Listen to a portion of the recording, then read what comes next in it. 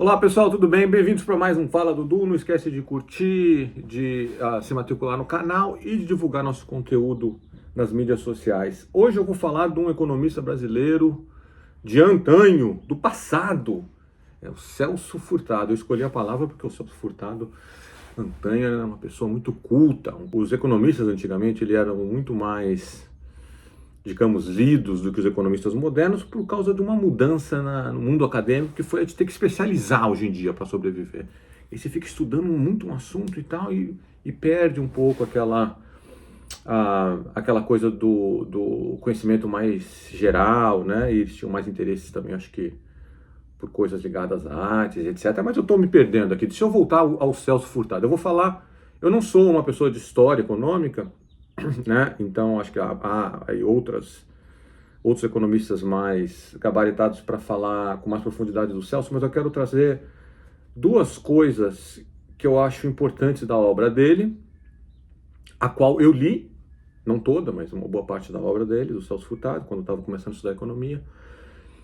E uma que seria, acho, uma contribuição importante, que pouca gente, acho que menciona, e que depois virou uma coisa importante no mainstream econômico, né? O Celso Furtado não era uma pessoa do mainstream econômico. E a outra sobre desenvolvimento, que aí talvez seja mais uma crítica ao Celso Furtado do que um elogio. Então vamos começar pelo que eu acho que foi uma contribuição dele super relevante, que era a discussão lá atrás, ele fez muito antes dos outros, sobre o tipo de colônia, de colonização, de padrão de colonização, e como que isso afetava as instituições. Então, aquelas colônias extrativas versus as colônias, né, em que o colono, na verdade, vinha, ficava e queria desenvolver as instituições locais porque ele ia morar ali. E como que isso impactou o desenvolvimento diferente. Essa sacada está no Celso Furtado.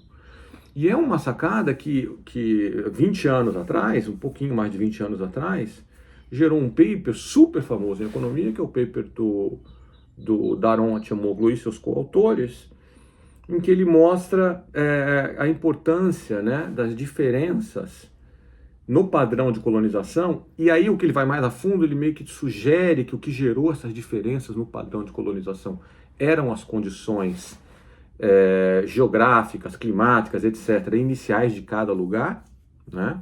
Não o colono em si, não a identidade do colono, assim, inglês versus português ou espanhol, mas características geográficas dos lugares em que eles chegaram. E aí isso gerou uma instituição inicial diferente, uma qualidade institucional inicial que diferia muito entre as colônias do norte, por exemplo, e as colônias do sul, e como que isso afetou, porque as instituições elas se movem muito devagar e tal, e como isso afetou o desenvolvimento de longo prazo. Essa é a ideia que hoje a gente, e o Daron Acemoglu e outras pessoas também na área de desenvolvimento começaram a defender essa tese e mostrar dados, né, empíricos para corroborar a tese. Mas a ideia já ela é antiga, é de 1942, o Celso Furtado já falava isso. Tudo isso? Então isso é uma, acho que, contribuição importante dele que muita gente, eu acho que não olhou, né, não percebeu que ele já tinha falado isso antes. A parte do o Celso Furtado era um cara que estava muito preocupado com o desenvolvimento.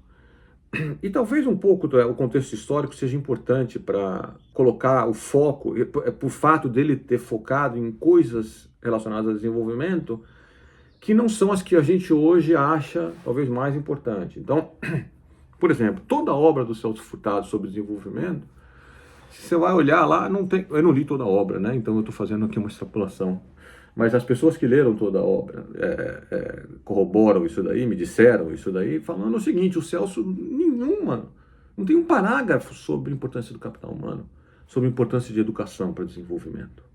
Certo? Então é a leitura sobre desenvolvimento econômico de longo prazo, um pouco mais antiga, ligada às relações de comércio internacional, ligado à questão da industrialização, etc. E ele nunca toca na questão do capital humano, que hoje a gente vê, assim, junto com qualidade institucional, é a coisa mais relevante para crescimento de longo prazo e para redução de desigualdade de renda. Então, dois pontos importantes da obra do Celso. Essa coisa da diferenciação do tipo de colonização, né, que ele já chamava atenção para isso lá atrás, a importância disso daí, que foi mais bem desenvolvido, mais trabalhado, com dados, etc., né, no período mais recente, depois dos anos 2000. E a outra parte que ele se dedicou, acho que profundamente a entender, que era desenvolvimento econômico, mas sempre com o olhar assim de um economista ali dos anos 40, anos 50, que era aquilo, capital, precisa ter investimento, precisa ter não sei o que lá, e com uma deficiência de olhar, né, deixando meio que de lado a questão talvez mais relevante, que seja como é que a gente faz para melhorar o capital humano das pessoas, e a partir daí, né, você vai ter um impulso de crescimento e um impulso também para redução da desigualdade. Tá bom? Então o economista da vez é Celso Furtado.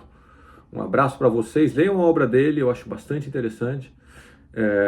Entender o contexto histórico. E ele é um dos caras que lá atrás, por exemplo, quando vai analisar a Grande Depressão e os impactos, né, sobre o Brasil, como que o Brasil conseguiu se safar da grande Depressão, ele é um dos caras que meio que bota o mecanismo keynesiano para funcionar, para analisar, né, na prática no Brasil, na questão do café, das exportações de café, como que isso ajudou a prevenir uma recessão maior aqui pelas bandas sul-americanas, tá bom? Um abraço para vocês, até o próximo Fala.